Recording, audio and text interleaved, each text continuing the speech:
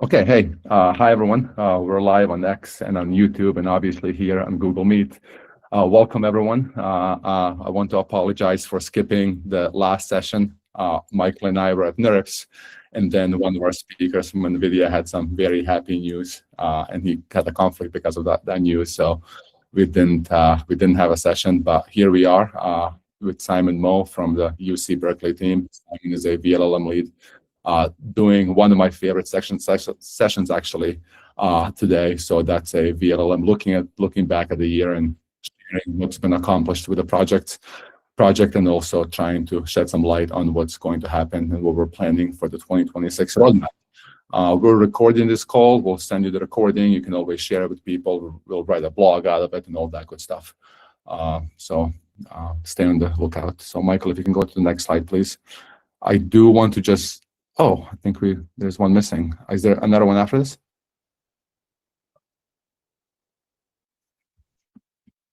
Oh, there it is. I did just want to share that we did launch the new vLLM website, so vLLM.ai. Specifically, I wanted to call out the events portion of the website, so vLLM.ai/events. That's a great place to see all of the upcoming things that we're doing around the vLLM project. So all of the office hours are on there, or at least the ones that we know about, meetups, conferences. So please check it out. Feel free to give us feedback, but that's a great place to stay in the know about what's going on with vLLM and vLLM events specifically. So we do have, so Michael, go back to the original slide. As I said, today, we're going to talk about 2025 and what's going to happen in 2026. We did, because of some scheduling conflicts, we did reschedule all of the sessions, so we didn't miss any. So you can see that January is actually completely packed. So these are going to be weekly office hours in January. So we'll talk about the batch invariant on January 8th, speculators a week later on January 15th, LLM compressor update on January 22nd, and we also have a handful more planned that you can see on the website I just shared after that as well. So we'll see you guys again in January. I'm pretty excited about that. So with that said, Michael, what's happening? What's been new in the project over the last few weeks? Yeah, thanks, Sasha, and hello everyone again. Thanks for coming to our last office hours of the year. Obviously, it's been an exciting year, a lot to cover. We had a lot of big releases recently, which try to go over a decent amount, but leave a lot to Simon to cover as a retrospective over the whole past year and our roadmap. But first, I'll go over some new things over the past couple of weeks since we met. So as Sasha mentioned, we have a vLLM website. If you go to vLLM.ai, there's a base website that now covers a lot of things about the project, information, links, other projects in the ecosystem, quick start, all sorts of stuff. And of course, the events page, as Sasha mentioned, where we'll be, hopefully one calendar you can follow to understand most of the events, and hopefully when one is happening near you in a time that's convenient for you. So yeah, check it out. And of course, let us know in the Slack if there's any improvements or things you'd like to see done to it.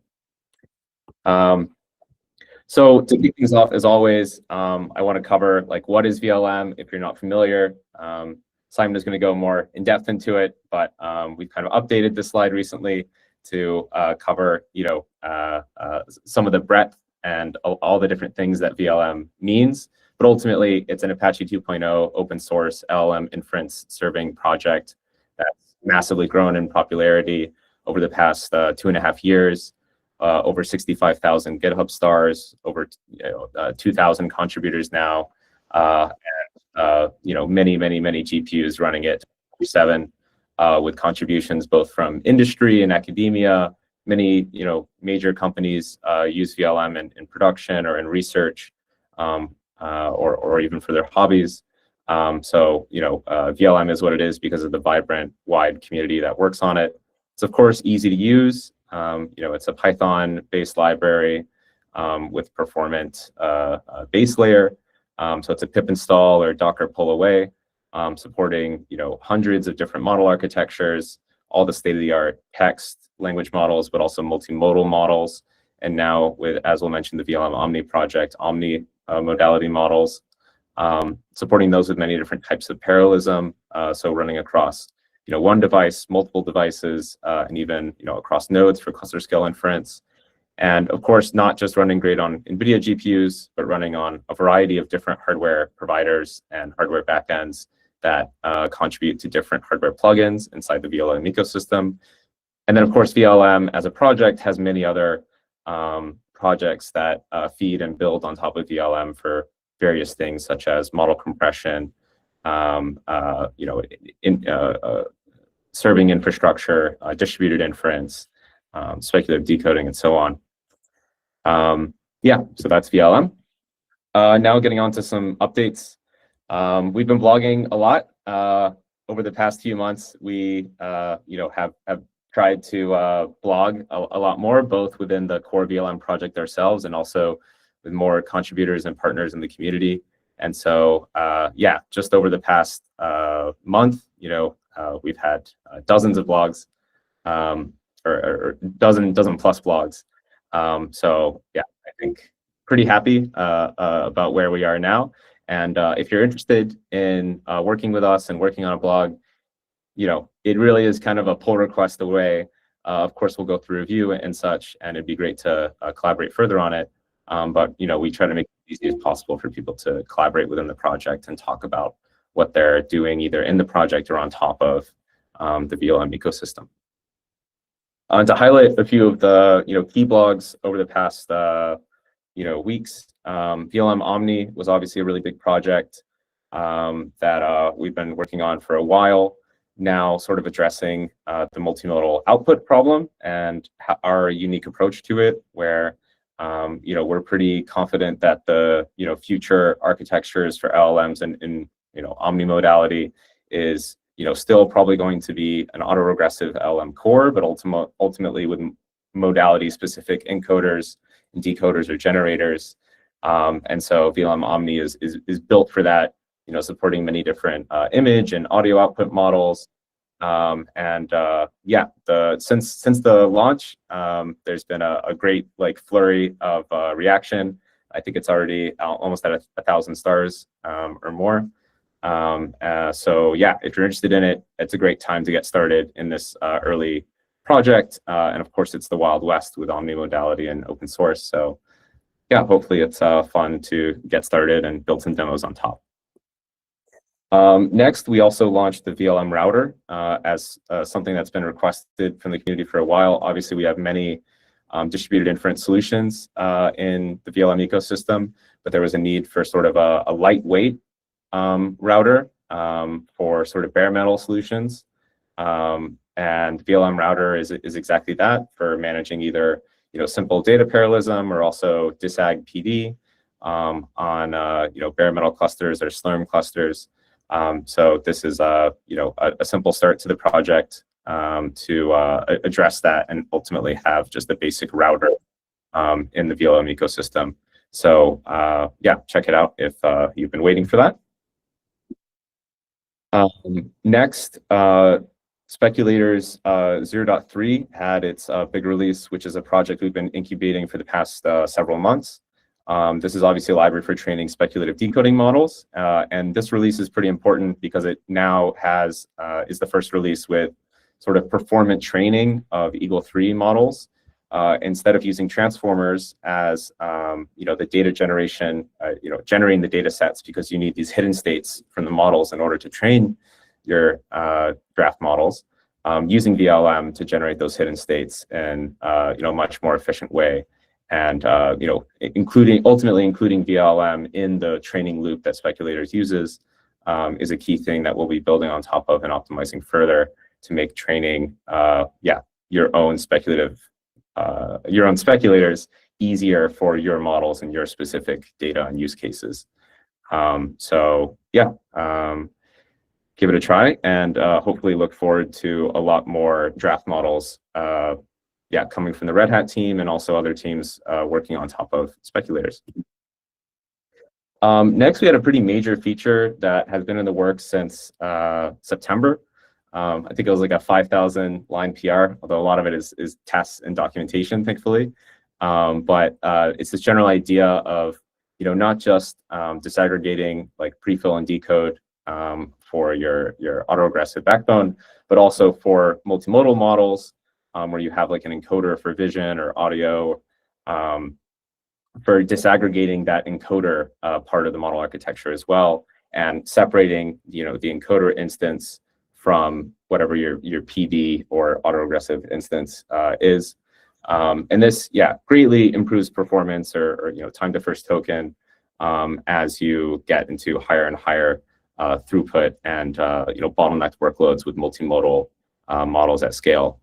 So it's a pretty interesting blog that goes through in depth a lot of performance analysis on when this feature makes sense and when it doesn't make sense. Obviously, it's a feature for large scale inference, and we're hopeful that it'll see more adoption as people bring multimodal models in production inference at scale. Next, or most recently, I wanted to note something from the Inference Max team and NVIDIA that have reported that vLLM is continuously improving performance.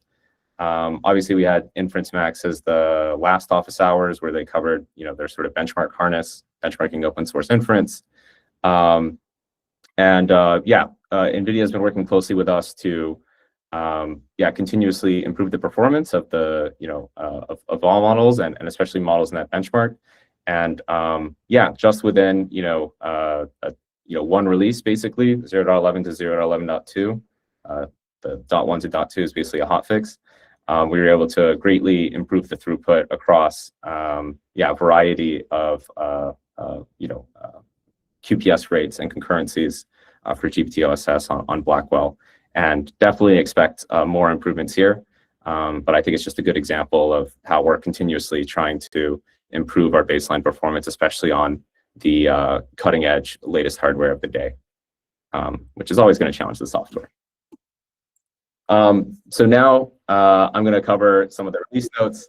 Obviously, given that we had some pretty big releases here, I'm going to abbreviate these quite a bit. But to cover the really biggest one first, 0.11.1, I think this was a release that took maybe like 6 weeks to get out. And as a result, it's the biggest release by far, almost 1,500 commits from 449 contributors, 184 of those brand new people. This is obviously a big release because we updated PyTorch from 2.8.1, I think, to 2.9. We also updated FlashInfer and made that a default dependency for the CUDA backend, as that's really important for Blackwell inference. We greatly matured batch invariance, or deterministic inference in vLLM, making it work with Torch compile as well as many other attention and MOE backends. We made great progress on making async scheduling a feature that is more of a no-brainer to enable by default, and we expect to enable it by default very soon. We've also had many optimizations for MOE models, including shared expert overlap, which is a key feature for DeepSeek and other models that have shared experts for overlapping the shared expert computation with the general mixture of expert computation. Many new models supported. Of course, as I mentioned, Blackwell optimizations were a big push. So B200s and GB200s getting faster. Strengthening our testing of the scheduler and ultimately, robustness for, disag, PD, and cluster scale multi-node deployments through the KB connector ecosystem. And then adding the messages API, emulating the Anthropic API. So you can now use vLLM serve and get a Anthropic compatible API and use it just like you would the OpenAI API, including working with Claude Code, which is pretty cool for a local demo if someone wants to whip that together. Next, we had 0.12.0, which is much more on a regular cadence of biweekly, which still had a ton of commits, 474 commits from 213 contributors, 57 of those brand new. We had a lot of model releases, including Mistral Large 3. We landed initial support for prefill context parallel, a new type of parallelism supporting long sequence lengths. We also had improvements to RLHF, a key thing for pause and resuming generations, which is key for asynchronous RL. We've also started work on the GPU model runner v2, This isn't exactly the same as vLLM v0 to v1. It's smaller in scope, but ultimately focused on rewriting the core model runner and utilities around that in order to address inefficiencies and better structure it for the algorithms we found critical for fast inference, such as async scheduling, speculative decoding, and DPEP at scale. Alongside that, we've had a lot of progress in speculative decoding, pushing for a lot of performance and feature compatibility, especially for Eagle models, like Eagle 3 methods, making those work with CUDA graphs and also be able to predict multiple Eagle steps at once. Next, we had a lot of improvements on the hardware-specific front. Of course, I mentioned NVIDIA has been working a lot, pushing performance there. AMD has also been pushing performance for DeepSeek models. And with their Aider kernels, improving general performance, such as for their attention backends, as well as we've seen the CPU backend have good usability improvements through supporting chunk prefill, prefix caching, and much more on ARM CPUs, where previously it would only run on x86. On quantization, we've expanded the Marlin kernels, which used to be tackling only weight-only quantization for dense and MOE models. Now it's also support activation quantization optionally with that. So supporting, like int4 weights and FP8 or int8 activations. So improving throughput when running the Marlin kernels, still an experimental feature, but a useful one, especially for older GPUs. Generally pushing performance and usability for the various formats we supported for a while, including NVFP4 on Blackwell. Lastly, we had a good number of API and front-end improvements. A lot of that has been on building out the responses API and tool calling support. So better supporting like parallel tool calling and responses API support for GPT-OSS. We've also had some improvements to the profiling, allowing for more in-depth, intensive per-step profiling, especially with like NVIDIA tools like Nsight Compute. And if you've noticed in this release, your logs are a bit more colorful, and we have vLLM colors in all the logs, which I think makes them quite easier to read nowadays, especially when you have warnings or errors. So yeah, that's all I want to cover for the releases. And next, I'll hand it over to Simon to take us through a retrospective. Sure. Do you want to answer some of the questions from the chat now, or do you want to wait till the end? Yeah, sure. So there's the question, what is the difference between LMD and vLLM router? Obviously they're at like a quite different scale. I think LMD is, well set up for Kubernetes native deployments with, managing not only like routing of requests and communication between nodes, but also, different types of scheduling you want to implement there, such as prefix aware, load aware, and even working across nodes and models. Ultimately, vLLM router is meant to be sort of a lightweight router dealing for EP DP or sort of proxy deployments, and ultimately is still kind of experimental and building out, but ultimately easier to hack on because it's early on and kind of more bare metal versus like a fault tolerant Kubernetes system like LMD. And I don't know about the CPU support. I think it's meant more for GPU architectures, at least in how it's been used currently. Simon, if you want to go. Sure. All right. Hello, everybody. I'm Simon, one of the lead of the vLLM project, and happy to share a little bit about sort of the progress we have made, as well as just give you this kind of broad overview of the year's progress instead of focusing on what happened in the last month or so. And this will also set us right into the outlook for 2026. Cool. All right, let's get started. We'll have I will dive straight into some data and show you some graphs, and this will help kind of set the tone of, as I dive into a little bit more features and others, like we will frame the discussion around what we're seeing in terms of the usage data. So I have this warning down below, but I want to kind of front and center this. That is, in vLLM, we have this opt-out usage data collection that is entirely anonymous. That is used for us to understand, for example, what quantization method you're using, what GPUs are you running on, what is the bare model architecture you're using, so we know what can we deprecate. So I've successfully used this data to move some hardware to plugin mode, for example, and begin the process of deprecating quantization method, for example. Now, this also helps us track the different versions of rollout beyond just like download data, but it also serves as a very high, sort of a biased proxy for how is the usage has been growing over the years.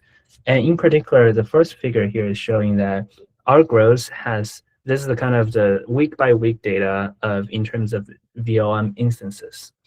And over the last year or so, we're seeing very strong growth in Q1 and Q2. This, as you can see, this can potentially be put forward by the DeepSeek moment, by the wide coverage of models, by availability of compute in the first half of the years as everybody is recovering and like being able to secure a lot more compute for just inference as well as the inference scaling, right? Remember last year at this time is roughly when OpenAI has launched O1 models, and in the first half, we're seeing the drastic scaling in terms of inference for reasoning, for agentic tasks that begin to have there. And then throughout the middle of the year, we kind of have seen steady growth, not as a drastic, as a big jump, and then be able to continue to observe this kind of increase in terms of usage in vLLM side. Again, very biased data, but generally upward trend, and especially at a very large scale, as Michael has mentioned.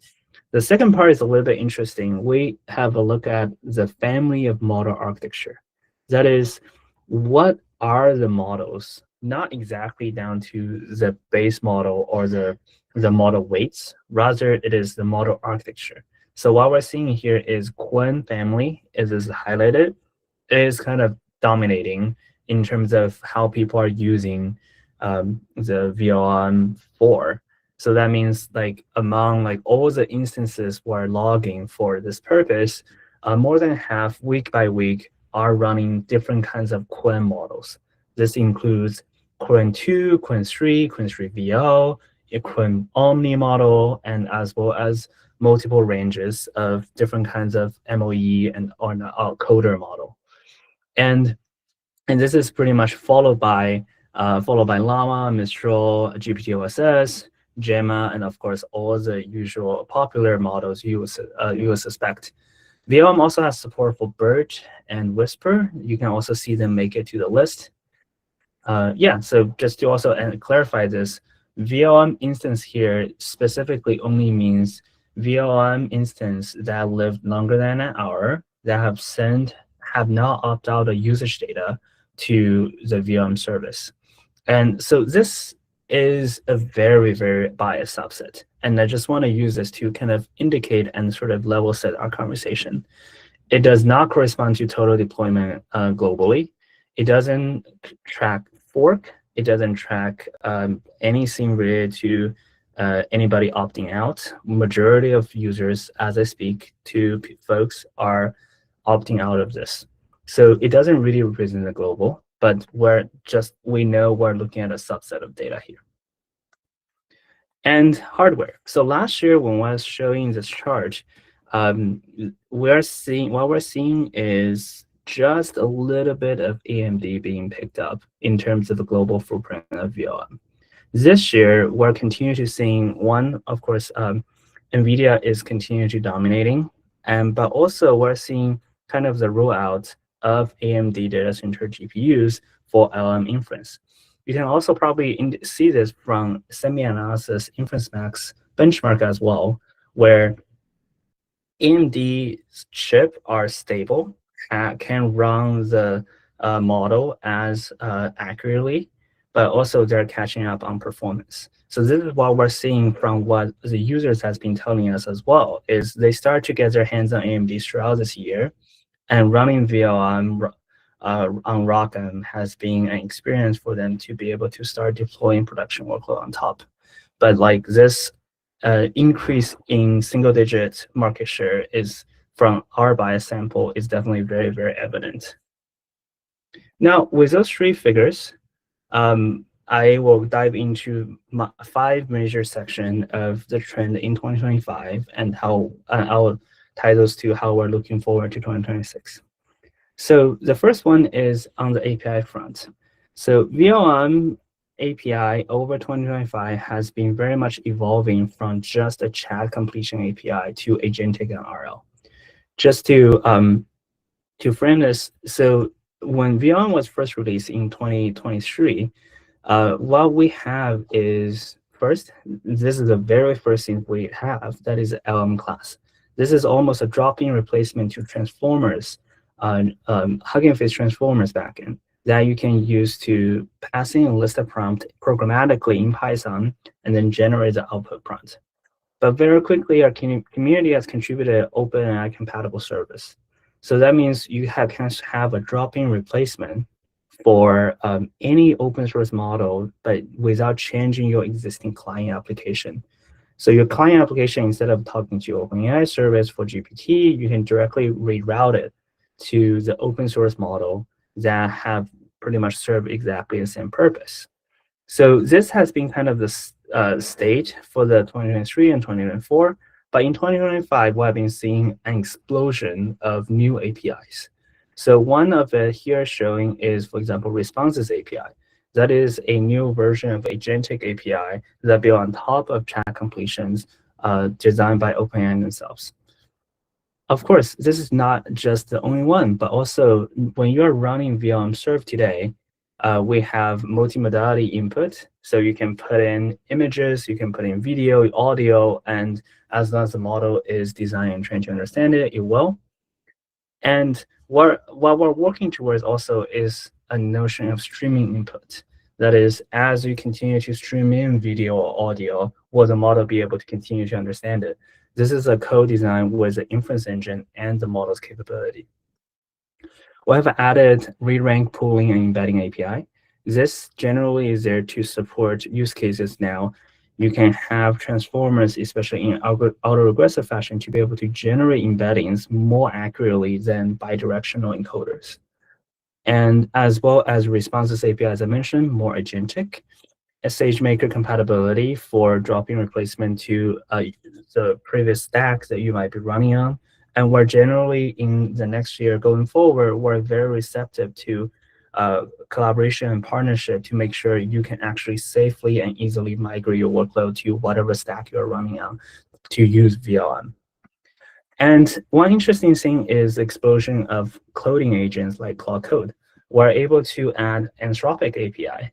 And you can even have a situation where you can point your Claude Code or any other instances directly to vLLM backed by any models, like any open source model, let it be an OpenAI's GPT-OSS model, let it be Google's GML model. It can help you to program as well.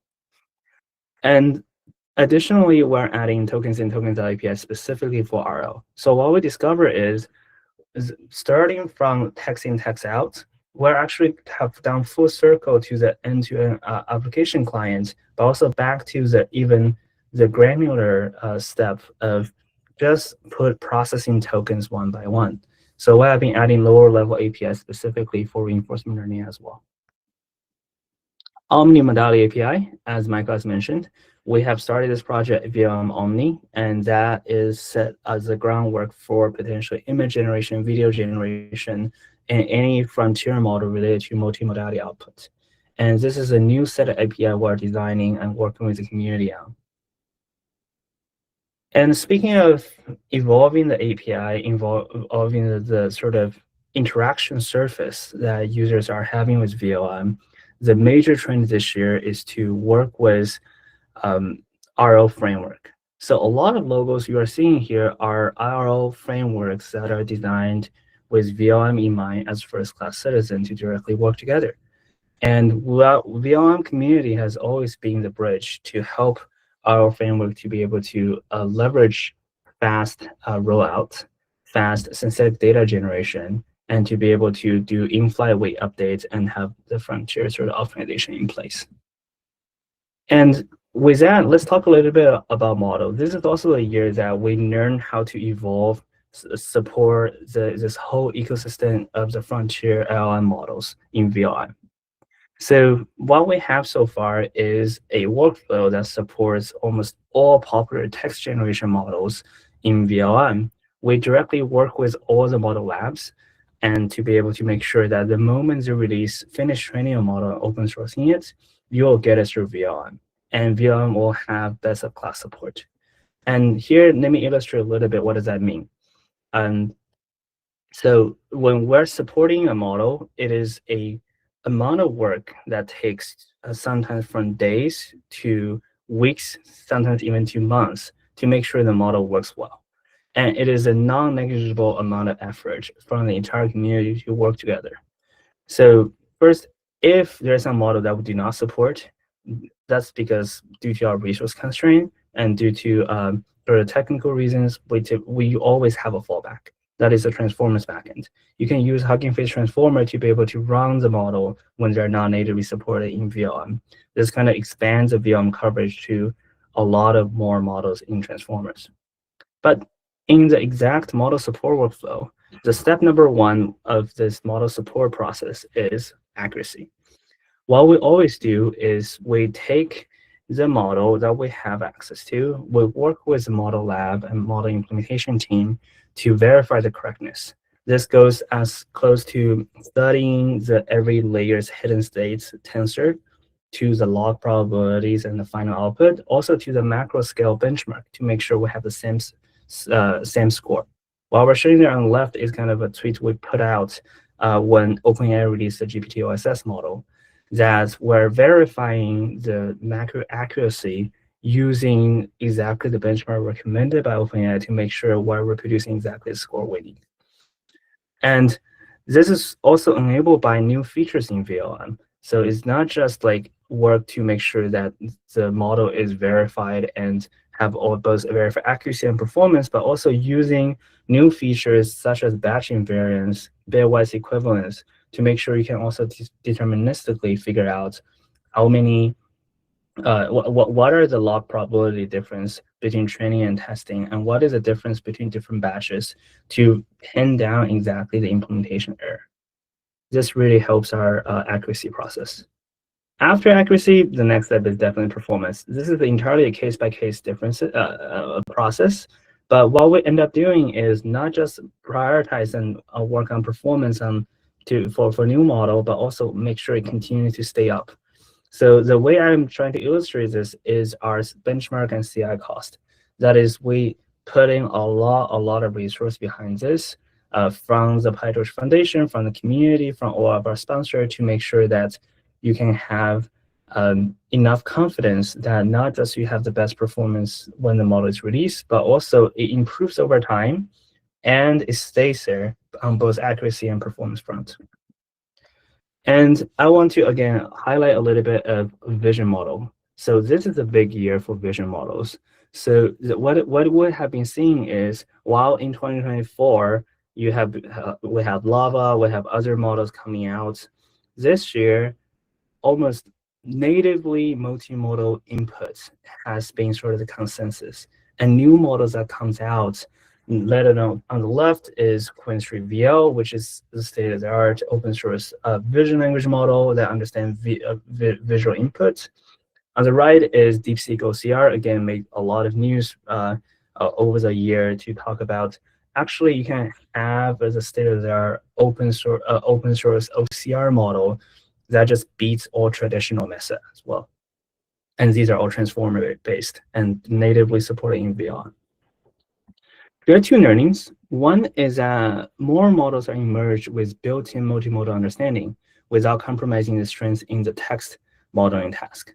So this is a tweet from Junyang, who's one of the lead of the Quinn team, where he was even surprised and intrigued by the performance of Quinn3 VL on the text arena, inside the LLM Arena sort of benchmark tool. So it seems like multimodal understanding doesn't actually hurt the text performance and sometimes even improve it. The second one is, of course, as indicated by our progress in vLLM Omni, that we are seeing multimodal generation capability from open source model getting better and better and better.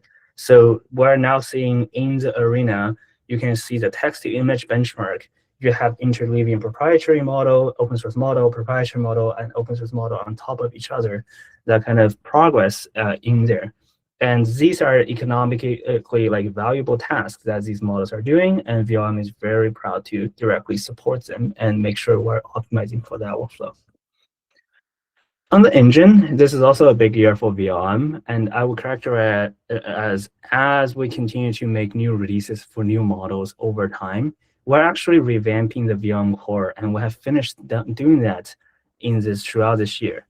So the problem actually we're trying to solve is that vLLM has been getting a lot more complex over time. It has been a 2-year project and have been layered complexity on top of each other that we're trying to improve, adding more features over time, but also not break the previous ones. So what we ended up doing is in the beginning of this year, this blog post came out in January 27, we're announcing a alpha release of vLLM v1, which we can seamlessly switch between the v0 engine and v1 engine, which when folks are switching, what I've been seeing exactly is sometimes like a 2x throughput enhancement out of the box without changing much. So, but this is the alpha, and when we actually finish rolling out, that's already in the fall, around summer and fall this year. And the problem, what we end up solving actually is how do you integrate and combine all the inference optimization out there and on the market? So a lot of optimization, when they come out, you can look at the paper, the technical report, they are very single focused. That is, assuming everything else is the same, our optimization technique gives you this 50% enhancement in this metrics. But the problem vLLM need to solve is combining all that. So in particular, what we're talking about is a whole suite of optimizations that will enhance a certain aspect and make a certain trade-off in the LLM inference process. So what we have observed, a lot of them are scheduling related, a lot of them are not specifically model-related features. And the task is to combine all of those together so that they can enable all together. There are a lot of compatibility. In the around last year, we did a study of different feature compatibility that vLLM supports. We find that, for example, while chunk prefill and preface caching work with each other, chunk prefill doesn't work with spec decoding. FPA KV cache doesn't work with other features. LoRa only work with preface caching, but not else. So we have a lot of different kinds of features that cannot be turned on with each other. And this is just really the artifact of evolving this project over time. And over this year, we not only expanded the feature space, but also make sure they all work with each other so that when you turn on vLLM, majority of the features are turned on by default, especially if there's zero cost abstraction. And additionally, if we need to turn on additional feature by making certain trade-off, for example, spec decoding is a clear one, that you are trading off some resource for for improving latency, you can turn it on without turning off other features. One of the core vLLM's engine's goal is to make sure you have this compatibility and everything can be turned on all at once, so you get the best of the benefits. And this really requires careful system design on the vLLM core team and to be able to drive this feature forward. And that's pretty much what happened. And a few more highlights on V1 engine. We also optimize execution loop on API servers. So you get faster response time, lower jitter, and like way more stable on the network protocol side. We implemented simple and flexible scheduler, zero overhead preface caching, and like very much a clean architecture for parallelism that prepare us for all the wide expert parallel, data parallel, and everything going forward, as well as make sure the input preparation between CPU and GPU are going better, as well as a few more others to make sure that you can always get the state of the art as we move to the engine towards the frontiers hardware such as NVIDIA Blackwell or AMD 355. Cool. Two more small things to highlight, not exactly small in terms of the technical impact, but also very neat in terms of technical ideas I want to highlight. One is, as there's emerging to be models that have hybrid attention architectures. What does that mean by that is there are some models that have sliding window and full attention and Mamba blocks. And this kind of architecture, while it makes attention very efficient, and KV cache are very efficient, but it presents a challenge in terms of managing the memory blocks.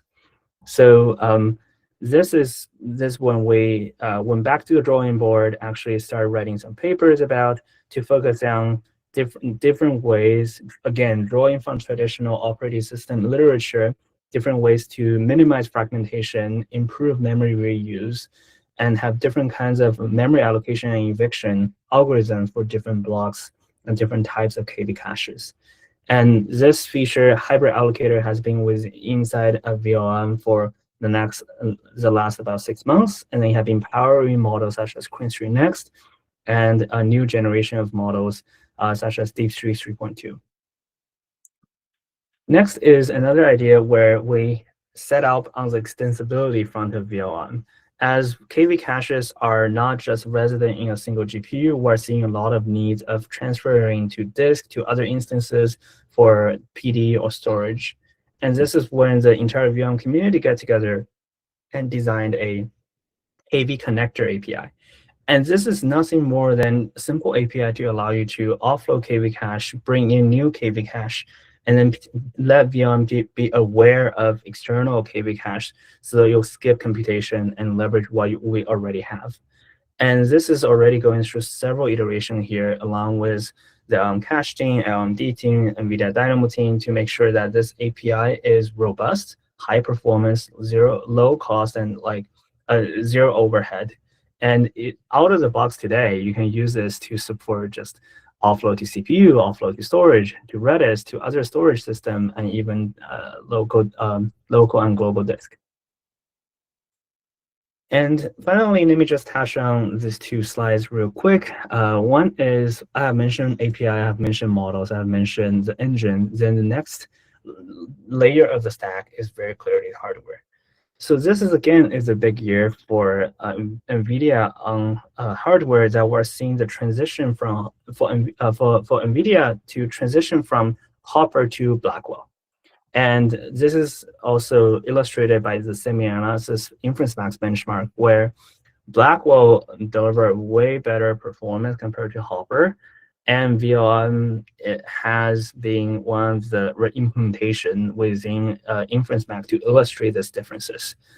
And this is similarly the case for AMD, where you go from MI300 to 325 to 355. You are seeing equivalent amount of better like total cost of ownership.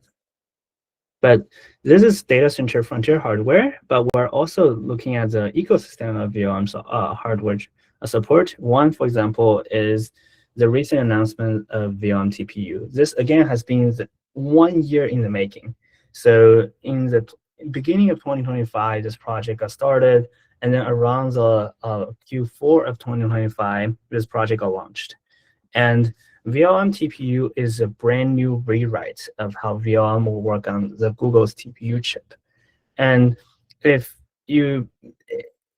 I can summarize it in one sentence, is that the way you run inference and program on GPU is actually quite different from how you will program on TPU. And TPU requires a whole another stack of compilers, and as well as programming paradigms. And this is when the vLLM TPU team actually made a technical decision that will translate PyTorch to JAX, which is very much well matured on the TPU side, and then to be able to efficiently bridge what we already have in vLLM to the most efficient, or some of the most efficient kernels on JAX on TPU to support the inference going forward. So what does this mean is that now you can use vLLM TPU as one of the officially recommended solutions for inference on TPU for LLMs. And like the coverage is going to expand, and you can continue to use that. And yeah, we have, since launch, we have been seeing folks being using this on their own TPU cluster, but also in Colab, where you can get a lot of TPU quotas. And we're pretty excited about the road forward as well. But this is just one. You can see a lot more vLLM dash the hardware names, such as Ascend, Spire, Neuron, Gaudi, MetaX, OpenVINO, and a lot more plugin system in the vLLM repository.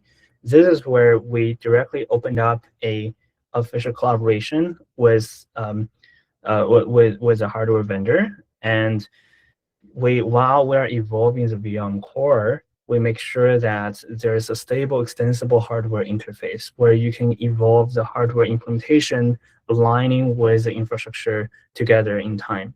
So we're continuing to grow this ecosystem. We're at probably, I think we're at 7 or 8 extensible repo right now, extensible hardware repo right now, and we're just continuing to growing. And there's a special interest group that specifically talk about this in the vLLM Slack workspace. And finally, distributed. I think Rob, Tyler, and the LMD team has been talking about this for quite some time, so I wouldn't spend too much time on this.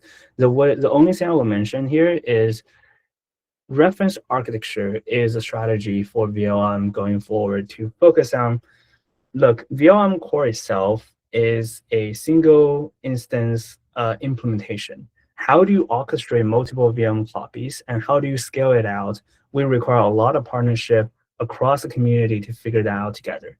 And this is why you should really, really look at LMD. You should really look at NVIDIA Dynamo. You should look at all the ways to support and grow the way to help the community understand what's the best way to scale out inference solutions as well. And again, as Michael highlighted, please check out our recent blog post. We have been trying to post a lot recently about our distributed effort and about different performances, performance enhancement in the router work and the large-scale serving work. And there's a lot more to cover there, but I wouldn't spend too much time. Cool. And just to summarize, in 2025 on the API, we move a lot towards a single API on chat completion to like a universal API frontend. On the model side, we supported an ecosystem of state-of-the-art model, as well as establishing the process to verify accuracy and verify performance. On the engine, while we are releasing all the new models and APIs, we swapped the core entirely under the hood so that you are getting better performance out of the box and future proving for future hardware generation. And then on the hardware side, we are pushing the frontier, but also diversifying on the support. So we're very much looking forward to, for example, our 10th hardware plugin very recently. And on the distributor side, we have this laser focus on extreme scale out usability and operability with our reference implementation and ecosystem partners. What is for 2026? This is a very little nice infographic generated by Nano Banana. That is, we want to set ourselves in a clear path to 1.0. And 1.0 clearly for us means stability, and as well as continue to support frontier model and continue to support hardware that are evolving together in the vLLM stack. But stability, I want to specifically talk about this, is focusing on both interface stability as well as the core engine itself, is to have the ability to make sure we have every release vetted, both on the performance side, the accuracy side, and in a way even like certified in a way to make sure that you can trust the vLLM engine you are downloading and using is doing exactly the job you want it to do. And this stability going forward also help us inform interface stability so that we can make backward compatible changes going forward. And hopefully in 2026, with when the time is right, we'll announce a 1.0. And this is also our call for help. So please help us with case studies, contributions, blogs, education materials, anything you will be interested in 2026 to work with us. And again, Michael and I here will be very happy to hear from you and talk about it. Cool. And with that, yes, again, just to reiterate, vLLM's goal is to build the fast and easiest to use open source LLM inference and serving engine. You can find us in all different places. And now I'll hand it over to Michael to close. Yeah, thanks a lot, Simon. That was a great overview, and definitely relived some good memories from the year, and looking forward to the next year. There's actually some questions we had along the way. Sure. Maybe we go through some of those. Also, people feel free to raise your hand and ask them in person. Yeah, maybe a good one is there a timeline for vLLM Omni Deep engine? I assume that means the diffusion transformer engine itself versus the vLLM Omni supporting them, because it kind of already does. Yeah, so vLLM Omni currently have a diffuser backend, and then we're integrating a lot more sort of DIT optimized engines such as fast video and anything else that's coming out there. So we're pretty much looking forward to have more integration at this point. And then as for, does it make sense to for us to leverage a lot more vLLM side of code to support that? That's an open question. So this is also why vLLM Omni started out as external project from the vLLM repo itself, because we see it as experimental, we see it as prototype, we see it as a way that you can drastically change and evolve the architecture of. So currently, you can see the vLLM Omni project, and it has actually quite a lot of flexible architectures and to be evolved to potentially have that. Yeah, I think it's also just the fact that the open source model architectures are still highly in flux there. So yeah, we need to see what comes out and gets released hopefully soon. Yeah, another question is, will we have CPU images finally available on Docker Hub? Yes. Yes. Yeah, we're also working on PyPy packages. So yeah, definitely will improve the CPU user experience there. And also, as you've probably seen, there's a vLLM-TPU package, and working on a vLLM ROCm or some sort, pip installable for AMD GPUs. So yeah, definitely working on a lot of UX with all these different hardware backends, to make them easily used. Yeah, any other questions people have? I think I saw someone earlier try to come off mute.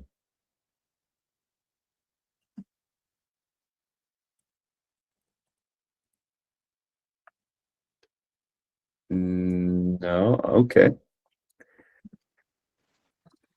Hey, sorry. Yeah, if I can go ahead and ask a question. Yeah, Sure. Yuri here from Zyphra. We're working on hybrid models and internally using vLLM for inference. Yeah, I also made some contribution a year ago to add our model. One thing that I've noticed in this presentation is there was a lot of talk about rewrites. Could you elaborate a bit more? Would you still do you expect you will have a lot of refactoring and rewrites in the upcoming year as well? I mean, the biggest one previously, of course, was going from V0 to V1, and yeah, this actually added some complexity on how we manage vLLM internally. Yep. Yeah, that's a great question. So in 2026, I expect rewrite, but although not as drastic as V0 to V1. V1 is essentially a complete rewrite of the engine core, but going forward, we'll do it a little bit piecemeal as needed. So really much is we're not rewriting or refactoring just for the sake of doing it again, right? It is a lot of it is motivated by the changes in hardware, for example, like CPU is a little bit slower compared to what GPU is so fast, and then or distributed, or on the model side, going entirely hybrid model, hybrid modality, streaming input, and many other model capability enhancement. So currently, I think the architecture is pretty well set, and we'll do small scale, well-contained rewrites, such as improving the MOE, improving the data parallelism part, but hopefully it will be less and less intrusive, especially regarding to model support. And this is also why in the 2026 roadmap, we want to have interface stability, especially on the model side, to make sure the life of anyone who's implementing the model a lot easier. But then on the engine front, of course, if there's opportunity for us to get better accuracy, more stability, and better performance, we'll do it. Okay, thank you. Thank you so If you much. don't mind, I have another small question with regards to maybe like attention backends. I noticed there is a Triton attention backend. There is not listed in the official list of backends, but it's working pretty well actually. So do you have like plans to support or deprecate like other backends that are currently available? Oh, yeah. Yeah, we've already kind of removed a series of backends, especially in the like V0 deprecation phase. Yeah, so we've already kind of had the simplification there. I think, yeah, maybe you're referring to the docs for attention backends, which is definitely out of date, but we actually have like now a proper attention backend arg and like attention config. And yeah, the Triton backend is definitely very much like listed there and used in a lot of cases. Also, like flex attention is used in similar cases, like for running models at float 32 or yeah, you know, with weird features, or for like encoder only models. Yeah, I don't really think. I think we're hesitant to add new attention backends and like specialize a bit too much because it's definitely a pain to maintain so many of them. But you know, we're also like cognizant of like, yeah, different hardwares have different you know, approaches you need to have with kernel implementations and things. You know, you see this with like flash attention pretty much being used for everything on NVIDIA until we got to Blackwell, and then basically you want to only use flash infer and TRT-LLM attention if you can get away with that right now. So yeah, I mean, I think we'll probably keep adding new attention backends slowly and try to coalesce them over time, where we can cover features and not lose too much performance, or hopefully always make performance good. Yeah, but it's you know, we want to try and keep the complexity down, and you know, we have like removed like block sparse attention, you know, for some like old Quen model or old like Microsoft Phi model, for instance, just because that architecture wasn't being used enough to justify keeping a whole attention backend for it. But yeah, I mean, definitely give us more feedback. Yeah, we love to see more models from Zifra. Yeah, thank you. Any plans to improve support for flex attention? Right now it's running pretty slow, like if you just download the latest image and try to use it. Yeah, I mean, I think for that you kind of need to yell at the Torch folks a bit for that. I know they've worked hard to yeah, try and get it to where it is today, but yeah, ultimately I think it's pretty hard to maintain flexibility while still getting good performance, especially on like, yeah, the latest GPUs, where even, you know, just Triton struggles generally. So I know Flex Attention recently added like a Qt DSL based backend, which I would be more positive about that producing better results than the Triton backend for the generated Flex Attention. But yeah, we'll have to see. I think we would definitely love Flex Attention to be faster. Just yeah, not many of us within vLLM work on it ourselves, and it's more, you know, the PyTorch and Torch Compile team that like know how it works and can work on it efficiently. Yeah. Cool. Well, yeah, yeah, okay. One more question before we go. Hello, thank you for your service. I have a question about the vLLM. Actually, I'm MLOps in one company based on Dubai. We have some problem when we are working on vLLM because of the flags. For example, no, for disable time prefill in vLLM, we have 3 or 4 flags for different version of vLLM. I want to ask you about this why you change these flags, because we don't need to change it. It's okay to have one flag in 4 or 5 different versions. Yeah, yeah. I mean, I definitely agree with you. Sometimes we change things a bit too much. Ultimately, it's like a consensus decision, and we, we do have like a formal deprecation policy that like we have to have like a a warning message for the old flag, and it stays around for at least 2 releases. So there's time to understand, for the user to hopefully be in that period and see the change. Yeah. Yeah. And then I think for chunk prefill specifically, that's a tough one, because that's something that we've, turned on by default and made like a first-class citizen in V1. Yeah, I'm not even sure the like full support for like disabling chunked prefill, since it is such like a fundamental thing, and something like we very much think makes sense. And yeah, in a lot of cases, even for prefill only nodes in like disag PD. So yeah, I'm with you. I wish we would change interfaces. Thank you so much. I know this is the rule, but it's a little confusing to find out which flag is in this version of vLLM and this which flag is not. I think if you have the rule to have one flag during 2 or 3 different, even major version of vLLM, it's better than this. It's a little bit confusing. Just this. Thank you so much. Yeah.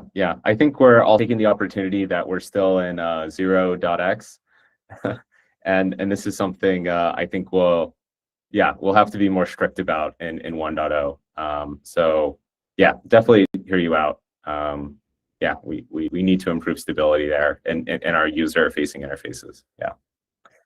Thank you so much, man. Cool. Yeah, well, thanks everyone for coming in. It's great to see so many people, and appreciate you hearing about the project today and throughout the year, well, years now.